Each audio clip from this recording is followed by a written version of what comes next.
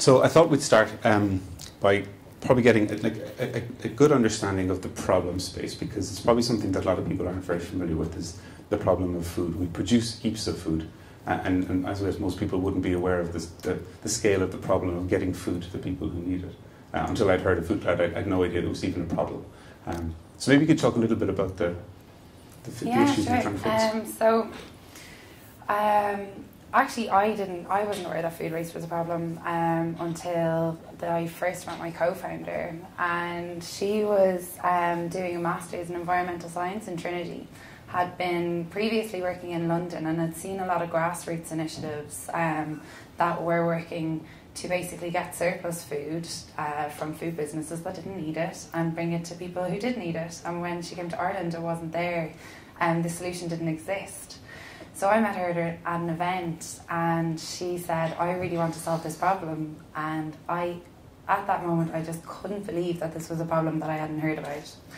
So to hopefully give you all that moment this evening, over 30% at least of all food produced is lost or wasted across the global food system. That globally is 1.3 billion tonnes of food. If food waste was a country, it would be the third largest emitter of greenhouse gas emissions after China and the US, and food waste accounts for 8% of all greenhouse gas emissions. If you could take 25% of all of the food that is wasted and give it to the people globally that need food, they would all have enough food to eat. That is how much food is going to waste. So in one hand, we've got 795 people around the world who are malnourished. And on the other hand, we're wasting all of this food. And by 2050, we have to feed a population of up to 9 billion people, and hopefully do this in a sustainable and equitable way. So when you think of all of those things, and when you think of where we're going and all of the challenges that we face as a planet through climate change, through feeding people, the challenges that we face now and the ones that we're going to face in the future, this just seems like one of those problems that really, really needs to be solved. Talk a little bit about the suppliers. So when you say supplier, are you talking about cafes and restaurants? Are you talking about the farmers and the co-ops, or is it the multiples, the retailers who are sitting in between? Yeah, so the food waste actually happens at each stage of the supply chain, and it's always one of the questions that I get asked, and I really don't like the idea of putting blame on anyone, because I think blame will just give somebody else an excuse not to do something about it. So at the farm level, you've got food going to waste because often the machinery actually just misses the product, and it would be too expensive for them to send people into the fields to actually hand pick. So that's one place we're losing a lot of food. Then when they do pick it, you'll never see a forked carrot in a supermarket. They do grow forked and wobbly, but they're always straight in a supermarket. So we're losing another chunk there just through cosmetic standards.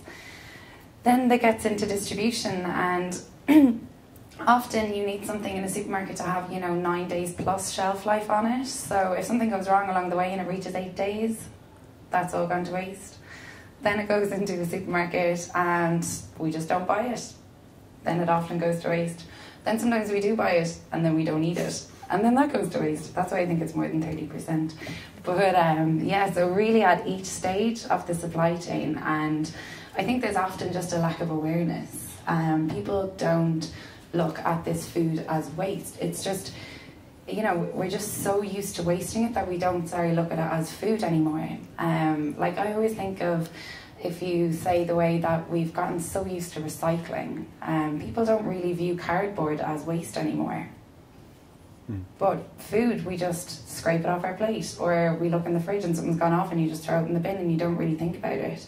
That is a valuable resource, and it's not just a valuable resource at that moment in time, it's also consumed a lot of energy along the way. So from growing, transporting, storing, you're not just throwing away the euro that you might have purchased that food with. There's a huge impact behind that as well. So I guess there's you've described a lot of different ways that the food, the energy and the effort that you're putting into producing the food is going to waste, and there's probably people trying to fix problems at every stage along the way. So there's people building better machinery so that it's harvested better, and maybe better chemicals so it doesn't go off as fast. But you're focused on making sure that it's not wasted, it's getting to somebody who can actually use it. What were people doing before that? You know, how were the people dealing with the problem before FoodCloud came out? I suppose disposing of the food. Right, okay. Yeah, there wasn't, like we are working with supermarkets and suppliers and manufacturers and distributors, and obviously like everybody would have worked to avoid the food going into landfill. So often we're working with companies who have stopped putting food waste into landfill, but it's still going to anaerobic digestion, say, it's still going to waste, it's not feeding people, which was what its original purpose was. So yeah, before the solution existed. And on the charity side then, were there efforts there for them to go around to the big producers, the big wasters, and I know you're trying to put blame on people, but was there any coordinated efforts amongst the charity sector to try and get that food? There were in very ad hoc small cases, but interestingly, like when we started looking at developing this solution, so first we obviously knew that there was a lot of food going to waste, and this just seemed ridiculous. It just didn't make sense. But then at the same time we had to understand, well, why wasn't this being picked up already? And when we started doing our initial research, it was kind of 2012, 2013, when we went out to speak to a lot of charities to find out why this wasn't happening, or if it was happening. And the charity sector was in a very difficult situation at this time. So they'd just come through, they were going through quite a heavy economic recession, and as we're all probably quite familiar with, like the knock-on societal impact of a recession, when the economy looks like it's getting better, there's often a delayed impact on the ground. So people can often survive okay for a while once the recession is hit, because they've got savings, they've got friends, they've got family, they can lean. Eventually that runs out.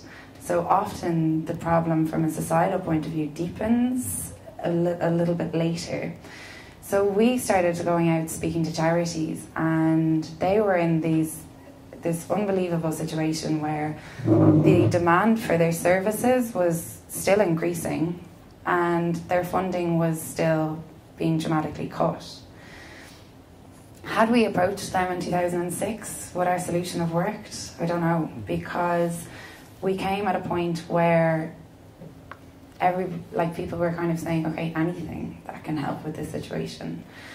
But what the charity sector had done before we had come along to address their own resourcing issues was they did what anyone would do. They just began to manage their budgets so tightly. So this meant if a charity was serving food and they had 50 people every day, they would literally make a plan for a month in advance, find where every single product that they were going to need for that month is the cheapest, bulk buy everything, completely meticulously plan everything so that they had complete cost control. Now we come along and say, do you want a random basket of food every second day? We don't know what's going to be in it. We're not even 100% if it's going to be there. It might be a completely random quantity. And they're kind of going, that doesn't really fit in with our system that we've had to build now out of necessity. And there's a cost to flexibility. So that was one of the first things we learned. The reason charities hadn't done this themselves was it would have been too risky for them to invest resources. They don't have spare people around. Time is their most precious resource.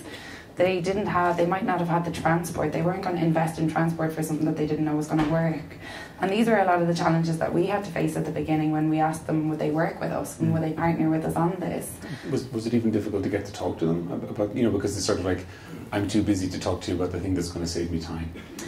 People were very nice and very open, I must say. Like, the amount of people that opened their doors to us at the beginning, even people who opened the door going, we'll talk to you, but you're crazy. This is not going to work.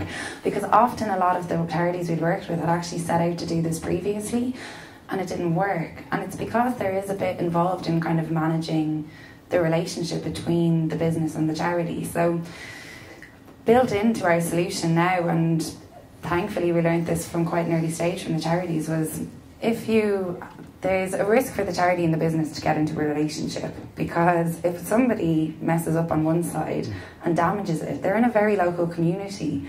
So sometimes it's easier not to get into it to begin with. So for example, if a business says, we're going to donate to you every week, but then the staff member who's responsible for it is ill and they forget to do it one week and the charity's let down, that business's reputation is on the line. Or if something goes wrong and, you know, a staff member is rude or something happens in the shop, the business is a bit nervous for getting in, and vice versa. Charity said to us, well, what if we say yes, that we will pick up every Wednesday, and then one Wednesday we can't? What if a volunteer cancels? What if a car breaks down?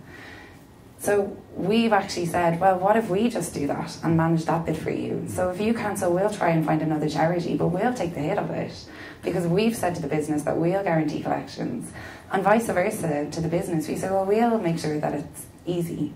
All you have to do is make your food available every evening. We'll find the charities, we'll make sure that there's collections, we'll make sure if anything goes wrong, it will be dealt with seamlessly. So you're carrying all the risk there? Yeah, for both sides? I'm just making it as easy as possible for them to want to enter into this. Because it is local relationships at the end of the day that make it work. So it's probably very different solution, and you know, managing that relationship between the two sides is probably very different from what you expected you were going to be doing when yourself and Neil first set out on this. Probably, you know, the gap between what it was you actually ended up doing. Yeah, well, fortunately we didn't have a fully formed idea when we first started doing this, so we were kind of in an extreme learning mode and trying to find out as much as we could from as many different businesses and charities. But what actually led us on that, I think it was about a month, it was actually when we were in Launchbox with Trinity that we spent a month just visiting and speaking to as many charities as possible. And it was because when we first looked at a solution, we went in with the assumption that if you make free food available, everyone's just going to want it, like from the charities, because, you know, of course charities just want free food. So we launched just before I graduated, and it didn't work at all, and it was kind of funny because one donation went up on, well, it wasn't funny at the time, hindsight. One donation went up on the platform. We had 5 suppliers and about 6-7 charities, and the donation was for courgette and brie soup, and about like a few portions and like 10 sandwiches or something. And we were so excited. So one charity, who the guy I knew personally, went and drove across the Dublin city centre to pick up this soup and sandwich. And I remember ringing him afterwards being like, so how did it go? Like, really excited about this. It must have been amazing. He's like, well, like, you know, I feed like 80 people 3 meals a day, and I just spent 45 minutes driving across the city centre to get about food to feed 5 people, and to be honest, nobody really wants courgette and brie soup. So he was kind of like, you might kind of need to go back to the drawing board on that one, like, and that was when I didn't realise that, like, time it costs something, you know, and it's not like, you know, that 45 minutes was incredibly valuable to him. It would have been easier for him to buy food than spend 45 minutes driving across city centre in traffic. So that was the first realisation where we were like, okay, we know there's food waste, but we really don't get why this hasn't been happening already. So like our ultimate goal was to solve the food waste problem, obviously, but the problem that we were trying to solve at that moment was why charities weren't picking up food from local food businesses. It wasn't why food is going to waste. And I think that was a kind of difficult way, but nice and quick way to learn that our focus wasn't totally there. Talk about the very start. Talk about like realising that this was a problem, and, you know, coming up with the obvious solution. Sure, why wouldn't charities want food? We'll just give it to them, right? You know, but what did you think you were setting out on? Was this a sort of I'll do this for 6 months, solve the charity food problem, and move on to something else? Yeah, so when we first set it up, it was part of Enactus. So Enactus is kind of it's an organisation, but it's kind of set up in universities as a society, and it gives students the chance to learn and try out social enterprises. So we actually thought we were starting a college project that, you know, you pass on to the next cohort of students. fortunately, like one of the great things about Enactus was we actually got through people that were involved in it. They gave us really great introductions, and it was the first time as a student that like I got to meet like the head of operations for Ireland's Compass Catering, and I was like, you know, such a big deal. And they were like, yeah, I'd never sign up to this if it's run by students. What? And then I did the same thing with another company with Starbucks, and she was like, look, absolutely love it. I think, like, you know, passion's there, you're onto something. She was like, come back to me when you graduated. It's like, oh, right. Obviously, like, from a food business point of view, like the food safety risk, even just the organisational logistics, like everything, they were kind of looking, going, this isn't quite there. In fairness, in the US, there are a lot of student groups that do this kind of thing, but in the US, this is very well established practice. People have been redistributing surplus food in the 60s. They even have a federal law in place to protect businesses who donate their food. In Ireland, this hadn't really been done. So we were starting something new, and I think we had to kind of figure out how new it was that we were doing. There was a lot of kind of naivety at the beginning of it, and stubbornness, and going like, why isn't everyone just doing this? So like, talk about some of those early obstacles then. Like, you're going out, you're talking to the suppliers, and they're saying yes but no, and you're getting knocked back.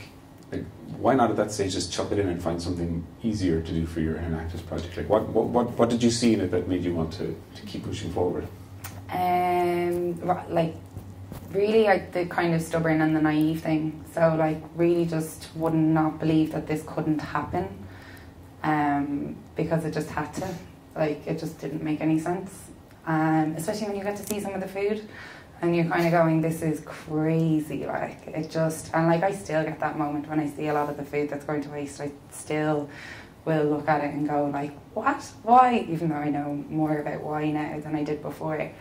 But really, yeah, it didn't, like, you're looking at the UK, they've been doing this since the 80s. We're not that different. You're looking at the US, they've been doing it since the 60s. There's been a European network established since the 80s. Like, you know, in the late 80s, Germany developed an amazing network, and Ireland, a very foodie nation, quite well known for our philanthropy and being pretty sound, isn't doing it. It just didn't make sense. And even though we were getting a lot of no's, they were nice no's. But like, loads of people are naive, and loads of people are stubborn, and loads of people do student projects. Like, why you? Why still now are you? You know, you're not still naive. You're not still. Okay, maybe you are still stubborn. But like, you know, were you looking around and thinking, there's other social entrepreneurs who've done this, or other founders who have taken on similar challenges. So who are you looking at, kind of going, if they did it, I can do this? Well, I suppose as well, like, I've always been really interested in food, and like, when you're at that stage in university and you don't really know what you want to do, like, I did BES in Trinity, and the reason I did it was because I had no idea what I wanted to do, and it was really, really broad. So it's like, right, well, I can't go too wrong if there's this many kind of options. And at that stage, like, you know, you're like, what would I fancy doing, like, day to day? And it was like, I was in a very, like, I do not know space, but I was kind of quite socially conscious, and I really liked food, and I knew I didn't want to just sit at a desk because I didn't have the attention span. So all of those things combined, I was kind of looking at this going, really, like, could I actually end up with a job that's surrounded by food, is doing something really socially conscious, and keeps me out and about, and constant, like, changing environment and stuff like that. So I kind of, in my mind the whole time, was like, this would be really cool if I actually got to continue working on something like this the whole time, but I wasn't really sure of it. And then it's hard to really actually remember who at that time that I would have been kind of, I don't think I was that familiar with entrepreneurship. Like, I still had that image that an entrepreneur was this person sitting in a shop waiting for a customer to walk in on their own. And like, that was, if somebody said, do you want to be an entrepreneur? Kind of like, ooh, that could be grim, unless you get loads of customers. But I wasn't that familiar with the kind of, you know, entrepreneurship as we all know it today, with the startups and stuff. And then Launchbox probably was 100% was the first time that I was introduced to that. And then you're like, whoa, there's like a community of people. Everybody wants to, like, help each other out and give advice and stuff like that. That is like, it is amazing how many people want to help and give advice, and that itself is really a constant motivator, that you see somebody who you're really impressed by and they're saying, of course I'll give you an hour and give you my time and answer your questions. And every time somebody actually says that, when you're in that very early, this could make or break any day, like, you know, you kind of are constantly going, tomorrow I might not be still working on this because something could happen. So did anybody say, so when you were looking at it, you were, you know, becoming aware that this is much more than just a quick student project and this is something that you could be spending a lot of your time on, did anybody say, this is a terrible idea? This is, you don't know what you want to do, but taking this on is like the worst idea for you personally? Yeah. I had a really shitty one.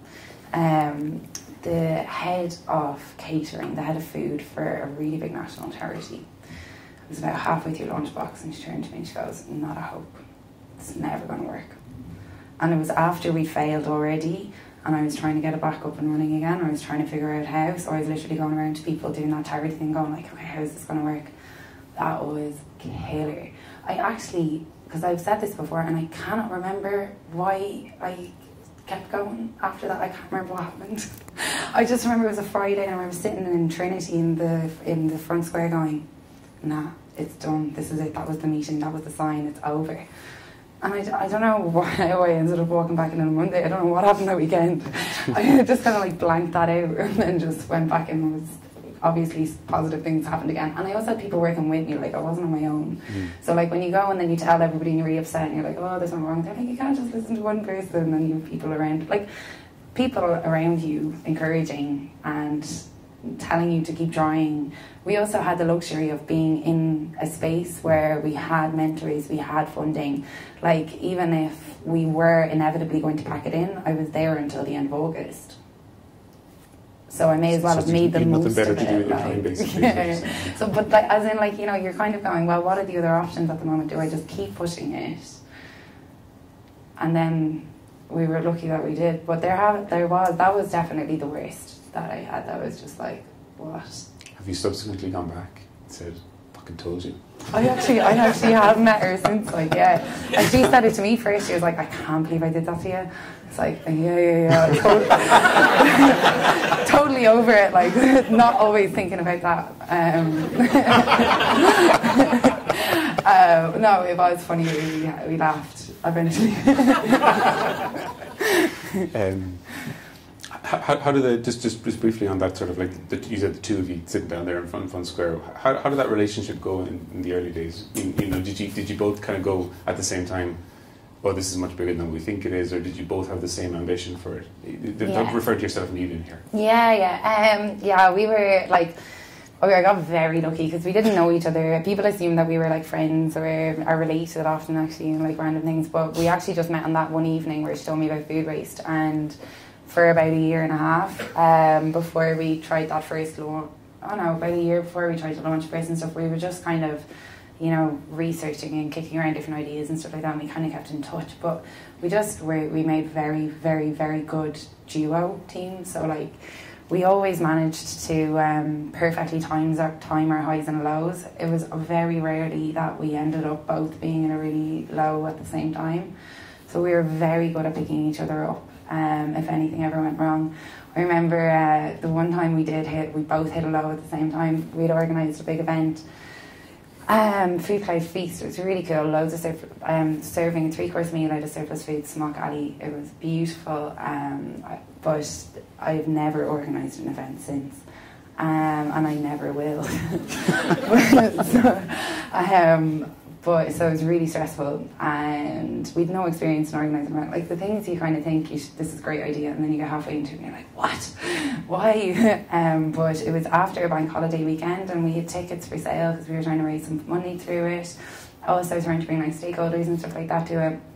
I was a bit into our Tesco. We just launched. We'd just done some work, launched with Tesco kind of. So we were bringing them along and stuff, and it was kind of a big deal, and we put up tickets and they weren't selling, like, but we knew nothing about like ticket sales. You know, normally people, there'll be a spike just before the event and stuff like that, like nothing like this. So we both came in the month after bank holiday. Just a note to everyone who buys tickets, as two event organisers here, please buy them earlier in advance than the day before. That's why early bird exists. Exactly. So that event organisers don't have heart attacks. We should talk more about this. But yeah, and we just half the price, and then sold out in 2 days. Stupidest decision ever. Like, oh my god, we were both sitting there like traumatized on Tuesday going, what have we done, this is a terrible idea. And that's, well, I'll never forget it, because after it happened we both went, right, we were both feeling shit that day. And just don't make a decision when the two of you are in that state. Like, you always just have to have at least one person who's in a good mood before you're going to make any decisions like that.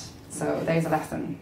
Make sure there's one person who's happy in the decision making. If two people are in a really bad mood, you're going to make a really bad decision. It's just it. So synchronizing on moods notwithstanding, how do you do things like, you know, goal planning and making sure that the vision still feels right for both of you? You know, like I'm thinking about that rejection that you had. Like, did you both come back in and just say, fuck that? Or, you know, maybe one of you was like, okay, if we get one more of those kind of knockbacks, that's it. And then the other person was like, okay, if I get 10 more of those knockbacks, that's it. How do you have those conversations, and how do you manage that? Do you have those conversations? Yeah, like, we've actually always been very aligned on how we've kind of, and when it's kind of whenever we haven't, it's like I'm not, like, in the early days, I think we would have always kind of looked together. So like one of the things that I loved was like when we first started in Launchpad, so in NDRC, and we did our first kind of like set goals for a year. So we'd just gotten Tesco on board, and we're like, oh, okay, this could last and survive, and things are looking good. So we're like, where do we want to be in a year? And we set, like, you know, that was kind of when we both kind of decided what our vision would be.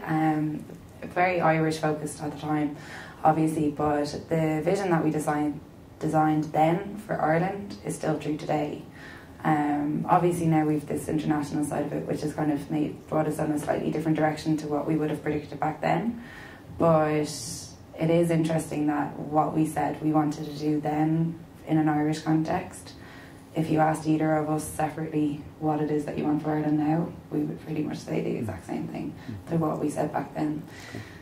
So that has kind of stayed true, and it means that because we've always know that, like, if decisions kind of come up in that way, we nearly both agree if it's aligned with that vision, obviously. Okay.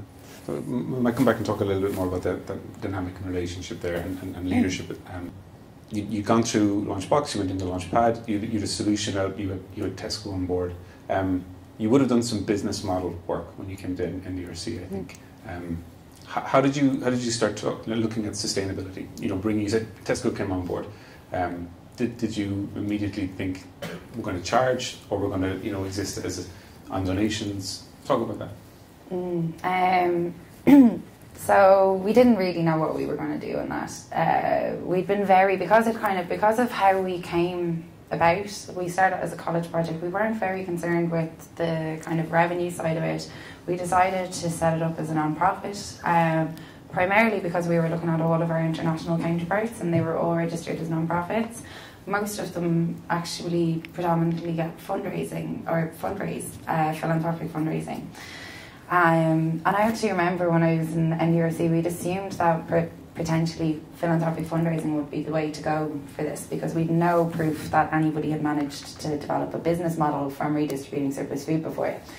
And I remember speaking to a few people who were kind of in the philanthropy space and just going, oh, this is like setting up a whole other thing, because I had no experience in that area, neither did even. We just managed to figure out a solution for a supermarket, but having to learn that entire thing as well when there's only two of us, plus manage this Tesco thing, seemed next to impossible. So we kind of made the decision that we really have to try and focus on getting Tesco to pay for it, and we had them in a trial. We did get quite lucky because we got really good contacts in Tesco, one of them who actually works for us now, which is really cool.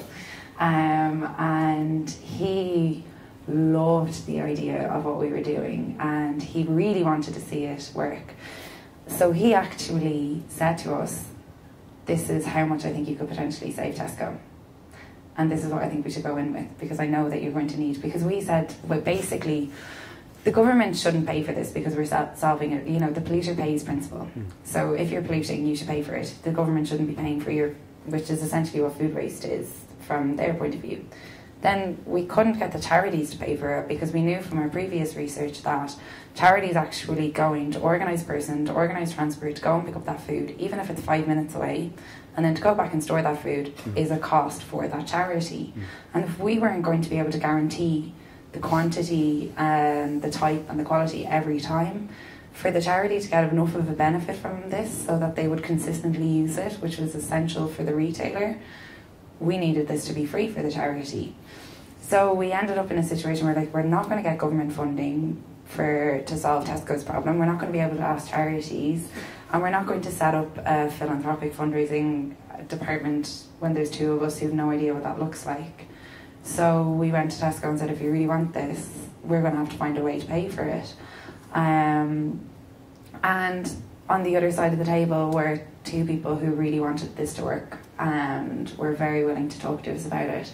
I remember the first time we realised that we were going to have to go in to negotiate with Tesco. Oh my God, it was so scary.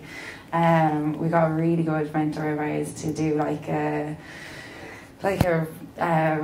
run through with us, and he was always really, really nice to us, but we knew he was fairly tough in other worlds. And it was the first time ever I saw him and I was like, oh my God, he was banging on the table and I was like, what are you going to say? Nothing.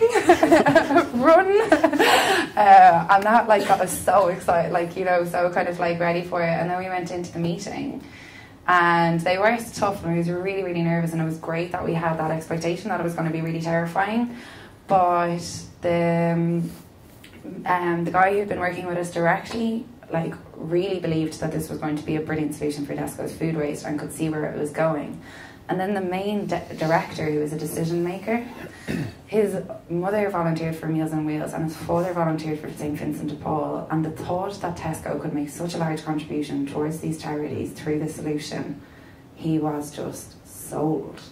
So what we thought was going to be really tough actually worked out, and it was about halfway through the meeting that I can't even remember how it goes up, but he just started telling us, and then the two of us just went, oh, he gets this. Oh, thank God. It's not going to be. And then the conversation became more, how can we actually together make this work? How can we make this pitchable to those who are really going to make the decision at the end of the day? So you'd had the conversation with the person who eventually became an employee. So you had the insider knowledge and you had a number. And then you had a really good experience in the negotiation where you saw that they got it. At some point did you think, shit, let's add a couple of zeros to that number, and let's not make this a for good but a for profit? Or had that been going around in your head and you thought, okay, well, Tesco, but then there's Carrefour and there's all of these, let's take this and scale as a for profit business? Had you had that conversation? Yeah, that always comes up, and it still always comes up, especially when you meet other people and they're kind of asking you about it and stuff, and it's always good to ask the question. Really, one of the biggest dependencies we have and had was building a network of charities. And we were dealing with a very sceptical sector. So when we first got our first contract from Tesco, when there was just two of us and we just finished a trial, was for €250,000 for the year to try and get FoodCloud and try being the key word. We actually put that in the contract. We will try our best if anybody's looking for contract tips to get it into every Tesco store in Ireland. And so we had to bring on a team, but we had to get our solution, we had to build a network of 300 charities in Ireland. And charities aren't really online. The way to get them is really word of mouth. And the first few charities that I rang, they were like, who are you and why are you offering me food? I'm fair enough. I would probably have a similar reaction. You just do. So a big part of what we had to do was develop trust. We needed these people. So to give an example, one of the charities I spoke to, really, really, really lovely guy who ran this, it's the St. Vincent de Paul in Dublin. And he said, right, I get €8,000 a year off the government in a grant to buy food. You're telling me that you could help me potentially halve, if not more, this bill. That is brilliant. But what I'm going to do if you help me do that is reduce the amount of funding that I'm going to get to £4,000, so that funding then becomes available to other charities. That's because there's a pool of funding that goes out to charities. If we can, by reducing their bills, we're actually making this pool bigger in a lot of cases. But he said, if all goes wrong in a year or two's time and this doesn't work out, I've got $4,000 and I'm down $4,000. So he was like, how can you reassure me that that won't happen if I sign up to you? We had to answer that question to 250 charities in Ireland as we were rolling out. What did you say? We'll still be here, I hope. Nah, but like being a non-profit definitely reduced that risk and built the trust, which to us, in terms of wanting to solve the food waste problem as quickly as possible, that removed a huge barrier in terms of building the network and getting that trust. So you did. You obviously you tried your best and you got it into a whole bunch of Tesco stores. Yeah. What do you like, 3,000 plus now across Ireland and the UK? Yeah, 3,200. Okay. Talk about the scaling piece of that. Talk about, because there's not just two of you anymore, right? There's actually a whole bunch of people here from FoodCloud. Welcome. But just talk about that part of the journey now. Yeah. So we scaled across Ireland with Tesco.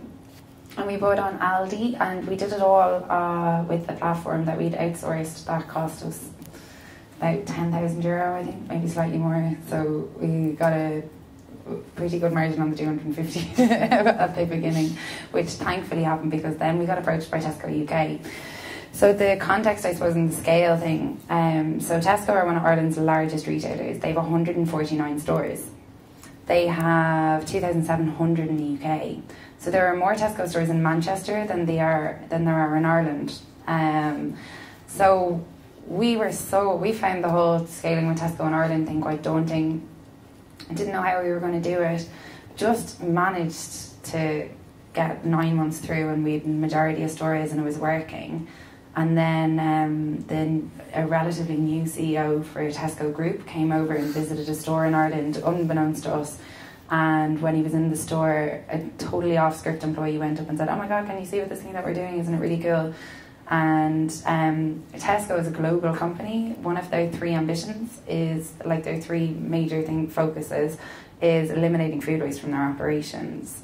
So, and the CEO had come from Unilever, who have always had a very big food waste remit as well. So it was kind of a stars aligning moment, depending which way you look at it, in that Tesco already had this global remit, a new CEO who had come from a company with a similar remit, who wanted to actually reinforce this ambition in Tesco and raise the ambition in Tesco around food waste, came to a store in Ireland we didn't know, and an employee decides to tell him about this work that they're doing, even though nobody in Tesco Ireland had planned to tell him yet, because it was still relatively new. He loved it, and a month later we were asked if we could go to all of the Tesco stores in the UK. Even though we had only written Ireland into our plan, so this wasn't in the plan.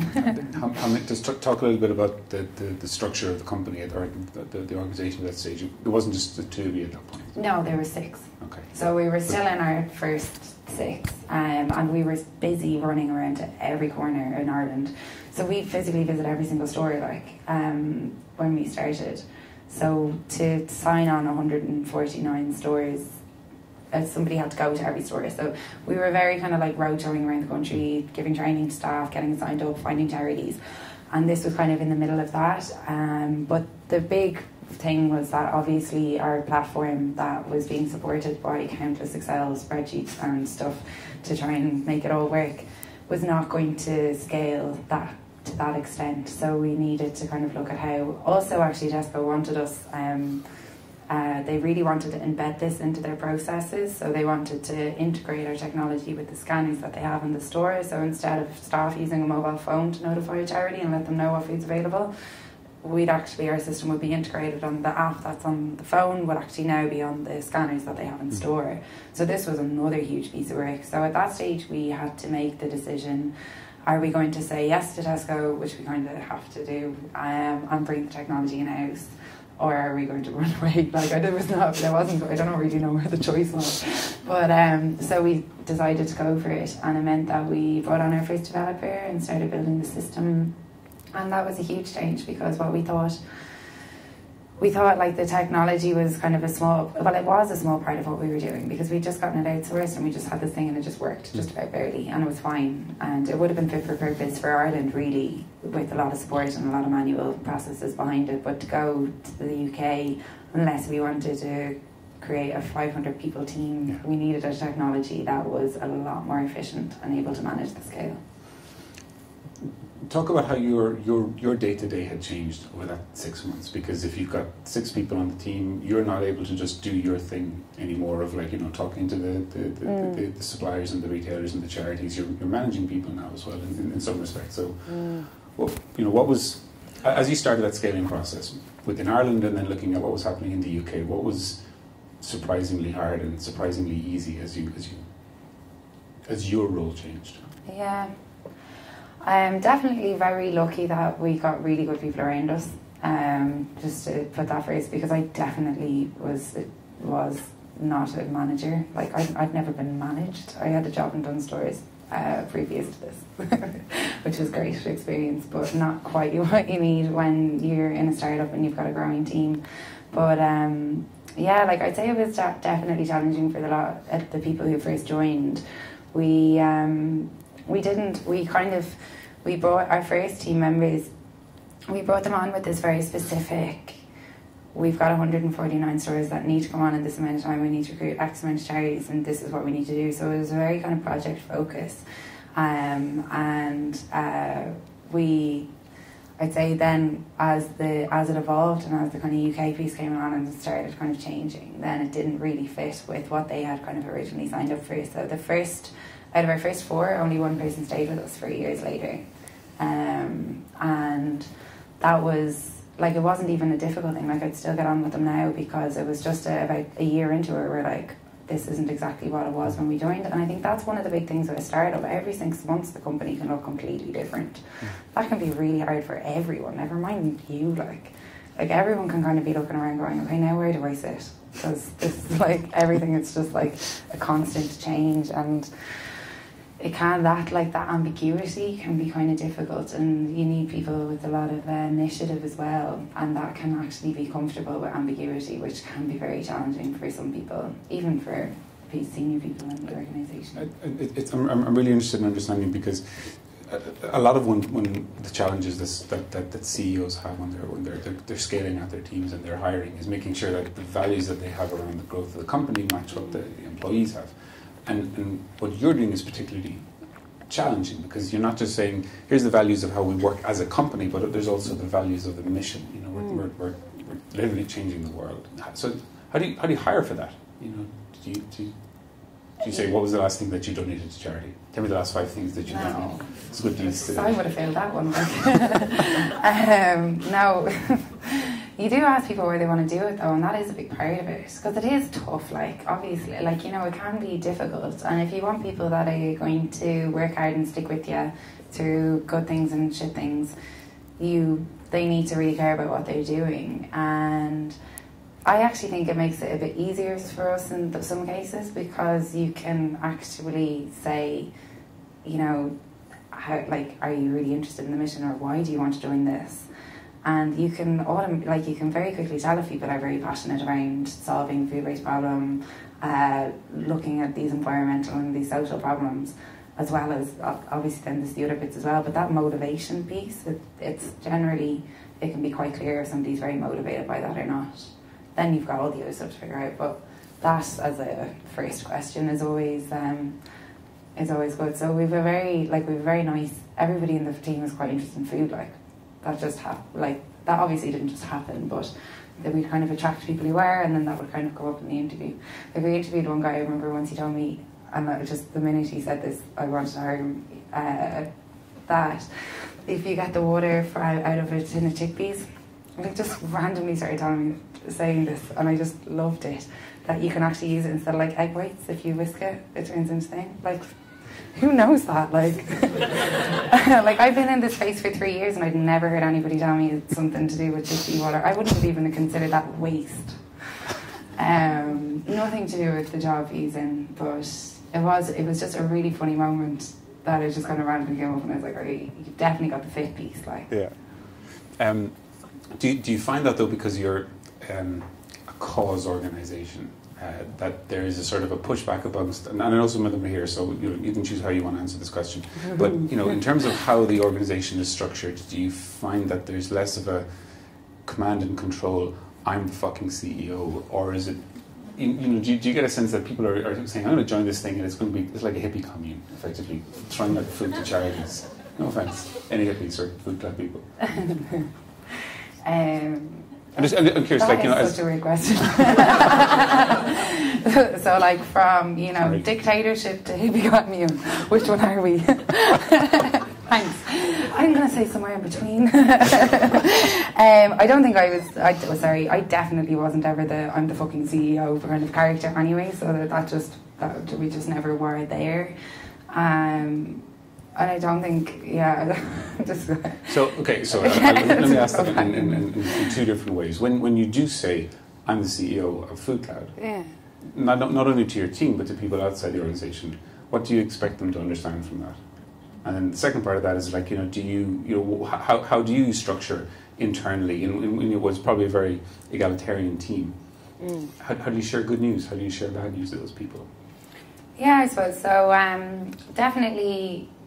For myself, I've definitely been a more like externally focused CEO. Like, I love the problem, learning about the problem, and the developing the kind of like network part and getting to understand that kind of part of it. Now that we've grown, I want to get a lot more of a better understanding on the kind of how the organisational design piece works. Like, we're 44 now, and communication is hard. Like, I don't think everybody knows that's in our team.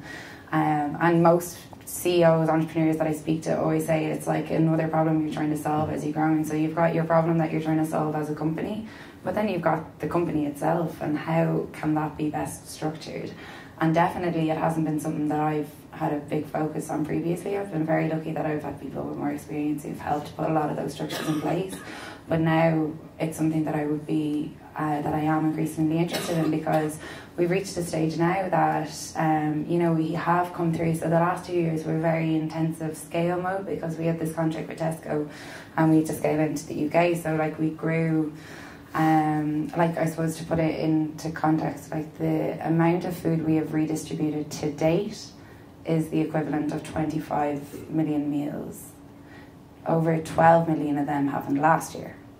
So, if you spread that out on a graph, like the last 2 years in terms of the amount of stores we brought on, we had went from 200 to 3,200. And when you're in that kind of intense growth mode and you're bringing people on in the team and stuff, I definitely didn't turn around and say, okay, actually, how is this? And put a lot of effort into thinking how it's going to work from a team point of view. So it's very difficult in hindsight to grow the business in terms of trying to figure out, get more businesses on, grow with your current customers, hire everybody in the team, and put all of the structure thing in place. You definitely shouldn't try and do all of them at once if anybody wants a lesson out of that. So how did you approach that then? I tried to do all of them at once and I didn't do it very well. Thanks. What would you change? Would you step away completely from the day-to-day of the organisation? No, I'd say one thing that we we were kind of trying to figure out so we had the Tesco project and that was great. I probably would have just dropped one thing off the to-do list last year, or found a better way to kind of split it out. And kind of, I don't know, it's kind of hard to say in hindsight, but definitely we stretched ourselves last year with that. And it's great because now we're kind of in a really good place that we have that breathing space to look back and say, okay, what did we do last year and what we could do better this year? And I think that's really important. But definitely the lesson that I think everybody felt coming out of last year was we tried to do too many things at once, which is totally a classic startup problem, because you're faced with an incredible amount of opportunity and you're really passionate about solving the problem. So how do you actually not want to go after everything and try everything? You have to be very kind of controlled in that. Is it difficult because you're, and this is a rare thing in the world of technology and startups, you're unique. You don't have peers. You can't say, I'm going to look like my competitor. I'm going to hire the same kind of people that they hire. I'm going to structure myself the same way that they do. So how when you look around for peers and for advice and mentorship, where do you go? I suppose you'd have to kind of. So obviously having a very good understanding of the food industry and the retail sector, and we'd have a few mentors and people that would be close to the organisation from the food industry, which is very helpful from that regard, but you kind of have to mix and match. And obviously on technology as well, we need a lot of support and mentorship in that area. And then looking at other food redistribution organisations. So there are other organisations that redistribute food internationally, and there are others who use technology. We have a counterpart in the US who are fantastic. They do what we do except with restaurants, and they've got like 17,000 outlets donating all across the US and now some in Europe as well. And we have a brilliant relationship with them because they're restaurants and we're supermarkets, and they've been very, I've gone over to visit them and some of the team have, but they're 20 years doing this. And it's great talking to somebody that kind of understands a lot of the challenges and stuff that you're facing and can share some of their knowledge with you. And we have a competitor in the UK as well who's actually beaten us in certain contracts and vice versa. And we'll definitely always want to speak to him whenever we're at an event or something and find out what's really annoying him lately or something, because it's and similar, and I know he'd feel the same way, because you're talking to somebody and you're like, there's very few people that understand exactly the challenges in the same way that you do. So even though we do I remember once we were literally neck and neck on a contract with a retailer, and I was just kind of joking about it. I was like, oh, we'll see, but then seriously, can we share some insights and stuff like that, because it is interesting to hear from other people, or at least sympathise and give each other the look. Oh, it's hard, isn't it? Oh, yeah. What's it like when somebody beats you? I mean, if the mission is to get food to people who need it, do you step back and go, great, and then move on to the next one, or does it? It's a nice place to be when you're a non-profit, because at least you know if somebody is, we used to joke about it, myself and even when we were first started working with Tesco, because people used to say to us, what happens if Tesco just steal your idea and do it themselves? And we're like, what? That could happen? Oh my god, you mean the third largest retailer could just do this themselves and then we wouldn't have to do it? That would be imagine you inspired the third largest retailer to eliminate food waste and they just did it all on their own. So that being in the non-profit space then was a big thing. Now it happens, and if you flip it on its head, what happens if nobody ever beats you? How do you learn? How do you do anything? You definitely need to get beaten every once in a while. Otherwise, you're in this kind of la-la land, I don't know what. But anyway, we learn a lot whenever something goes wrong. It's generally what you use those moments for. So you mentioned that the US alternative, or not really competitor, because you guys aren't active in the US, but they're doing it in 20 years. Yeah. Are you going to be doing this in 20 years? Hopefully. Well, if I'm going to be super ambitious, I'm going to say there'll be no food waste in 20 years, and therefore we won't need to, but probably yes. I don't know if that'll happen that soon. How do you translate sort of the massive boiling the ocean, get rid of food waste to day targets, to month and to years? You talked about sort of the millions of tons. Is it going to be a shit year next year if you don't hit double it again? If it's not 50 for 2018 million tons, are you going to be disappointed? How do you do that? How do you figure that out? Well, I suppose now we are quite focused on retail. And at first, actually, it's not that, it's not easy and we totally haven't got it perfectly right or anything. But what we have done, what we are doing at the moment, is kind of focusing on the retail. We've also now got FoodCloud hubs. So in 2016, Even, who co-founded FoodCloud with me, became the CEO of FoodCloud hubs. And through a partnership with another charity, we basically set up 3 warehouses in Ireland, one in Cork, one in Galway and one in Dublin. So previously we'd only worked with supermarkets and we connected them directly to charities in their local community. And now we actually have 3 warehouses as well, which enables us to take larger quantities of surplus food from manufacturing, distribution, farms, store it and then distribute it out in more manageable quantities to charities. So in Ireland, essentially, we run 2 services, one for supermarkets and one for bulk quantities of surplus from further up the food supply chain that need warehousing and logistics. So at the moment, from a technology point of view, we're very focused on improving our retail. So like we've come through scaling our platform with Tesco over the last 2 years, kind of looking at that and saying, okay, how can we bring on more retailers and how can we ensure that we're in a good position to scale with new customers. So like, you know, we've Aldi, for example, Waitrose and Lidl as well. And would like to bring on more this year.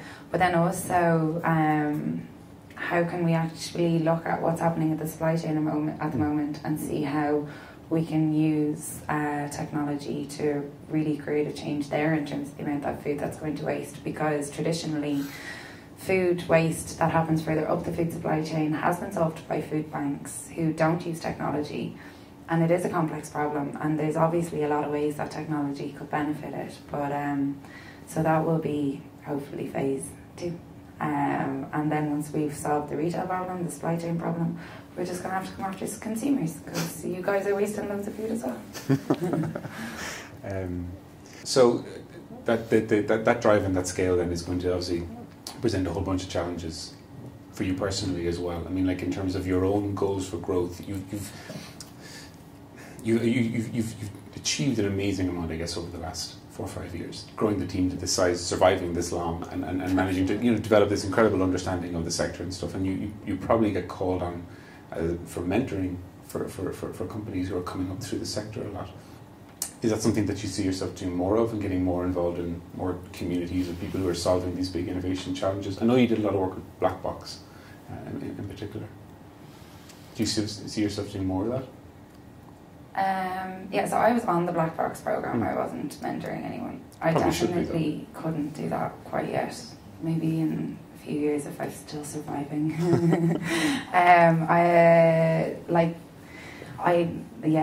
I'm definitely on this. Still need help. Please don't ask. No. Black Box is amazing actually, because it was 2 weeks. So definitely recommend any entrepreneurs who are looking for a really good program to do. Google for Entrepreneurs actually sponsor a lot of Irish entrepreneurs to go on this program. And you can also go and pay for it yourself as well if you have the resources to do so. But yeah, it was brilliant because it had a very, it had that kind of like a lot of the, I suppose some of the questions you were asking me there about like, what is the vision? So, food waste is a massive global problem. If you want a world where no good food goes to waste, well, what are the steps, to get there, and how do you focus? And how do you ensure that, you understand fully where you're at the moment and what the next stage is that you need to get to and what the capabilities you need to develop to get to that stage, and really kind of drilling into them. So starting at a very high level and looking at what your overall ambition is, and then breaking that down into the organisation capacity, your personal capacity. We did a really funny session where it was, and I'd never done anything like this, so I found it a bit awkward at the beginning, but you kind of get used to it, or everybody else is there with you. So there was 16 entrepreneurs I'd never met before from all different countries around the world, like from we had a few from Africa, a few from South America, a few from Europe, a few from Asia. Like, it was quite incredible, the mix of people that they had.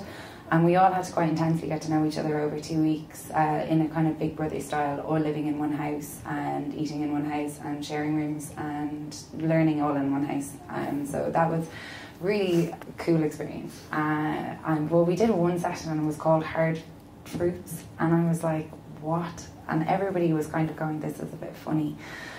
But actually, it was a thing where everybody had to say, like, okay, what are the things, we've spoken a lot about the organisation's ambitions and what the vision is and articulating it and how you're going to get there. What do you personally think is holding you back from doing it? And everybody went, oh, do I have to answer this question? It makes everybody really uncomfortable. But it was very funnily done because everybody had to give issues, and then we had to pick issues, and then everybody had to vote on them. And the issue that got the most votes, like almost everybody raised their hand with it, was my lack of willpower can be crippling. And this guy basically said, sometimes I just don't finish everything that's on my to-do list, and then I have to go and I have to talk to my team, and I'm like, you know, you haven't finished all of your work, but then you know you haven't finished all your work. So you're like, oh my God, who am I? Like, this person who's telling people to do stuff that I haven't even done yet. And like, you know, like, I'm like, oh, should I even be here? And it was so funny because like the most confident entrepreneurs in the room would be very, I would have looked at and gone, these people haven't got a problem in the world. We're like, yeah. And everyone looked around, they're like, oh, okay, so it's kind of, everyone's human, everyone's vulnerable, everyone has problems, no matter where you are. And often we share these and we don't even know it. I thought that was really, and from a personal point of view, that just kind of makes you go, all right, okay. You know, not everybody hasn't figured things out, and you are allowed to learn on the go and be afraid and all of the things that come with that. Okay, last question for me, so then before we pass on, but that's fascinating, right? So how did you take, and like I'm not going to dive too much in because that sounds like it was really personal, sort of like, you know, closed group there, but how did that change you? How did that change then how you brought Iseult back into FoodCloud with the rest of your team? It makes you a bit more okay with not being perfect at things, and obviously you know that already, but being okay to show that and being kind of confident with that. So, you know, you don't want to let people down when you have a team. So you think that you always have to be like, you know, obviously not perfect at everything, but at least be in a like very good place all of the time. And then when you kind of realise that, okay, most people, everyone, there actually was one guy which I thought was really funny, 1 out of 16 people who said, don't relate to any of these problems. I sleep really well at night. What's wrong with you people? Everybody decided that he was the weirdest person out of the 2 weeks of us. So that was the nice conclusion of, if you don't have any problems, there is something wrong with you. Just to let you all know. But it definitely kind of gives you more confidence in that. And then that makes you a bit more confident in yourself. And if you're a bit more confident in yourself, you're obviously going to be better at a lot of things as well. So I don't know, just kind of a general like awareness and being okay with everything not being perfect and there being problems and being not 100% confident. Are there ways that you can see how that has changed how the team works because you've changed your approach? It's only the second week of January. I got back in December. I will answer that in 6 months, or maybe let some people from the team answer in 6 months. Okay, cool. I'm going to leave it there for our questions, but we're going to go to the audience. We've got a couple of roving mics, and if you want to have a hand up to ask a question, so go.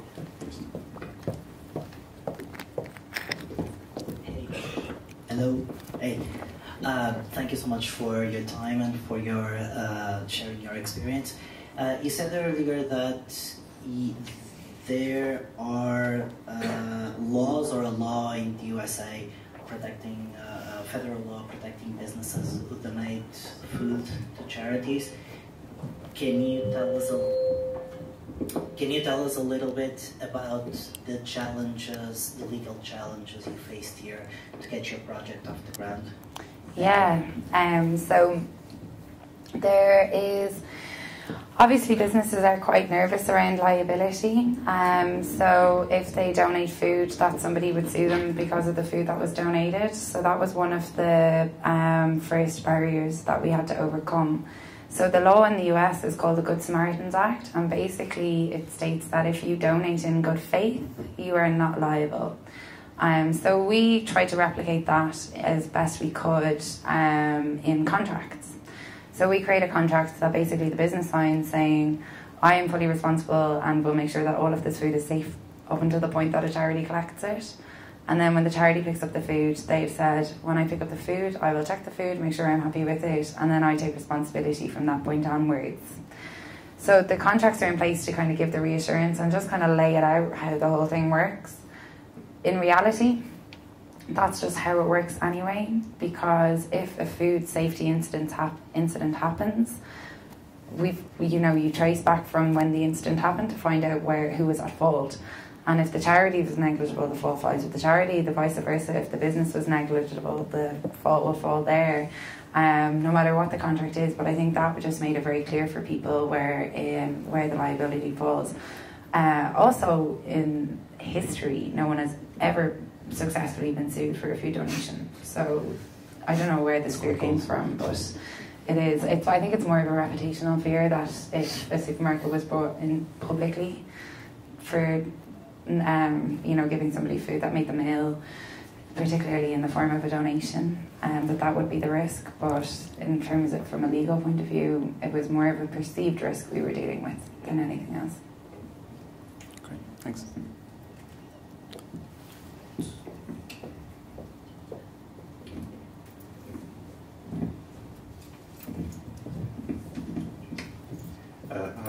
Firstly, thanks, Iseult.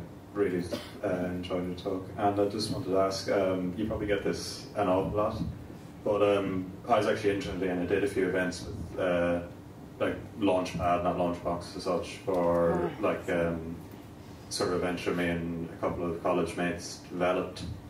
And one thing that I noticed at a lot of them was that there really is like a serious dearth or a lack of women in universities that seem to very take entrepreneurship, which is a real pity to my mind, and it's something that really I'd love to see more of.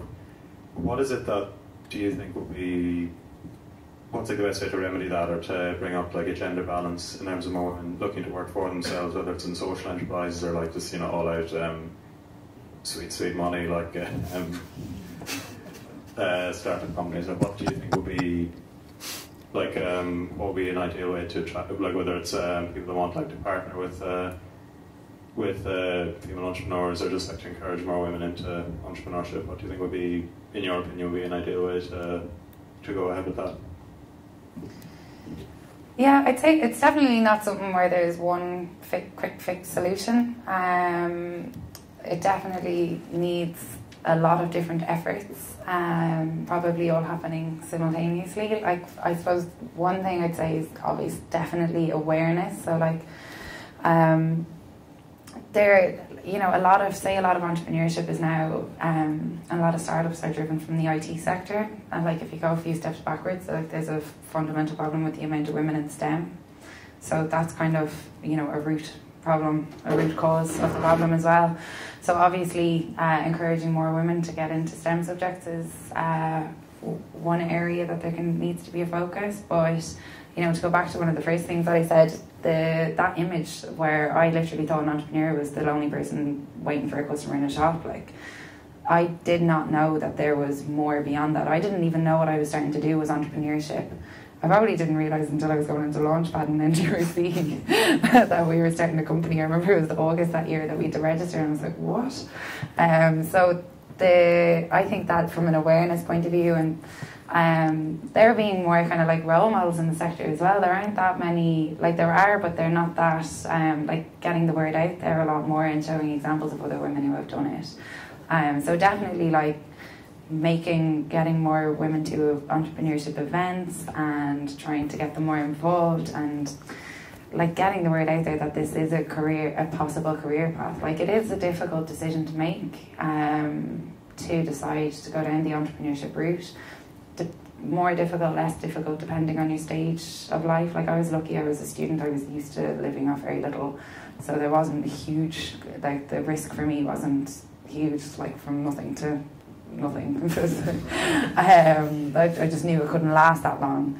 That was the only thing. But other people are deciding to give up careers, and that can be huge. So I think trying to help people understand what that risk is and support people through it is a big thing. I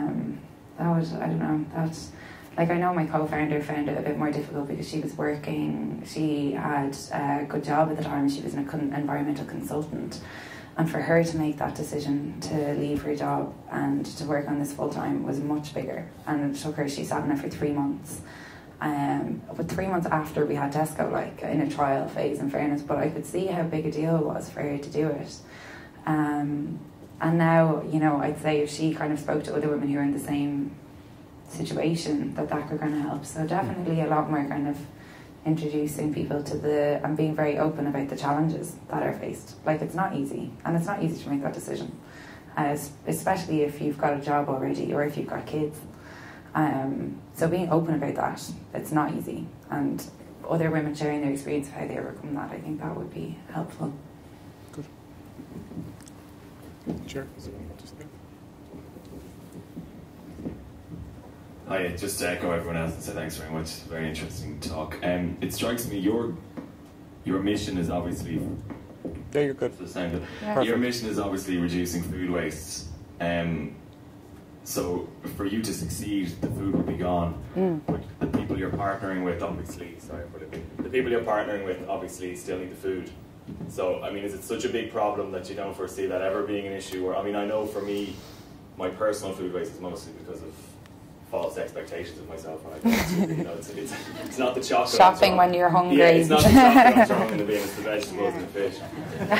So, like, well, obviously Tesco have some very integrated, like some very increasingly high-tech systems so that they can predict supply and demand, etc. So do you foresee a situation where you'll have solved the problem to such a degree that the partners you're working with are going to suffer as a result? It's a good question. Like, I suppose, so back to earlier stat, 25% of the food that's going to waste is enough food to feed 795 million people who are currently malnourished. So I don't think, but like, this is a big think question because I don't actually know 100%. So if we got to a point where there was no food going to waste, we would have a completely different food supply chain, a much more sustainable and a much more equitable food supply chain. And in my idealistic world, if we had that, we wouldn't have the people who need the food because we'd have a food system that works. So I think if food waste is gone, so is the need. But again, I'm sure there are loads of economists who'd give out to me for saying that. I think there was a question. Ross, just there, one. Thank you, Iseult. Thank you, Dave. Clearly, any company that grows from 2 people to 44 people in the 5 years, if it was a for-profit company, it would have gone through a number of venture capital rounds from people who look to make a substantial return. And clearly, your business needs capital to grow, just like any other business. And I wonder, can you talk about how you deal with that challenge? Yeah. So on the FoodCloud side, we were fortunate that from the beginning we had a revenue model with the supermarkets. Tesco set a nice precedent for us that any other retailer that we went to would pay upfront for the service. So originally 80% of our funding came from earned income on the FoodCloud side, and then about 20% was from grants. This year, because we went through a faster growth spurt, it'd be slightly lower, it'll probably be around 70-30. But we've been able to bridge the gap then with grants and award income and some philanthropic donations. Then on the Hub side, because the Hubs is a separate registered charity that we set up in partnership with another organisation, actually 60% of their funding comes from the government. So 30% is from a community employment scheme, 30% is actually running an EU programme on behalf of the government, 20% is earned income from a membership contribution from the charities, and 20% is fundraising. So we've managed to bootstrap essentially to date with a small buffer of government and grant support as well along the way. But it's always going to be an ongoing challenge, as it is, I'm sure, for every non-profit or for-profit organisation. Questions? There's there. Just throw your hand up. Can you grab a mic?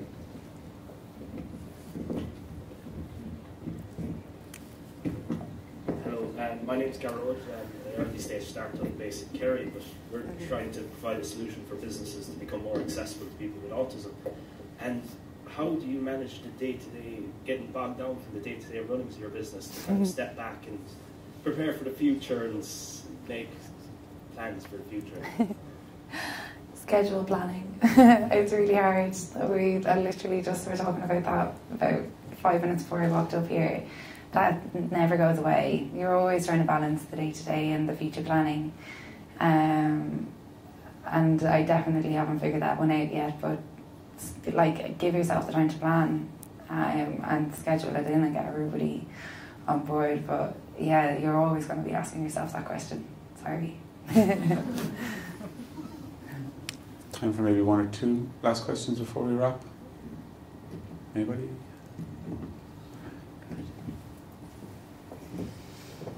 Last one. Make it good. Just a quick question. How did you solve the transport problem? Did you just put the onus on the charity to pick it up, and how do you say? Do you give them a time, or just if you could let us know that? So, depending on the retailer, they make the food available at a certain time every day. So the charity knows what time they're going to pick up. We also give the charity allocated days, so they know, so they can kind of plan in advance. Relatively well, that they know they'll be picking up from this place at this time, at this day. The technology actually confirms that that is going to happen and then helps us track the data as well. But a lot of that is pre-scheduled, so the charity does collect when it's their own store. On the hub side, we actually do often collect food and also deliver food out to charities. So we have our own fleet of vehicles on the hub side that actually manage that. Thanks. Okay, so I'm starving and we've been sitting here talking about food for the last hour and a half, so I'm going to wrap it there. We do have some refreshments, some beer and pizza, and I'd be delighted if as many of you as possible would stay.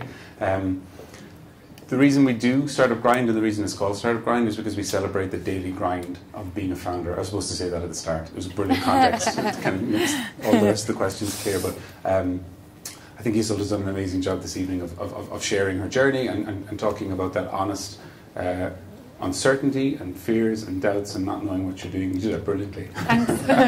But I really appreciate all the effort and energy that both she and yourselves put in tonight. So get a large round of applause, please, for Iseult.